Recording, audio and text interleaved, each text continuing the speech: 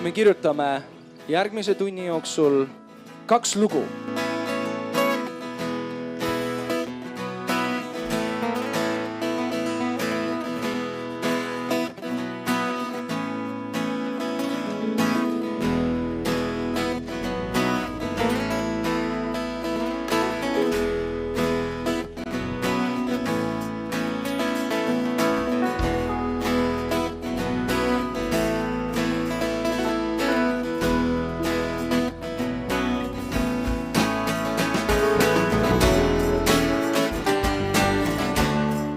Alguses oli selline tunne, et okei, ma võin ju seda laste mängu kaasa mängida ja mõne rea proovida kirja panna.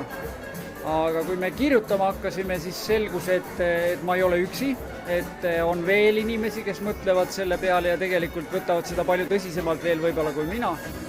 Ja kui me tegelikult siis lõpuks oma sõnad ritta panime, siis selgus, et see on päris hea.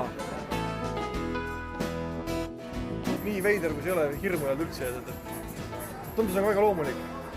Aga praegu seda kõike nähes, seda emotsioone ja kuidas te seda teete, on ju just panete neid inimesi nagu laulma ja tantsima ja nagu elama, siis praegu on kindlasti ma võin kõigile soovitada öelda, jaa, see on väga väärt asi. Ütle kõigele jaa,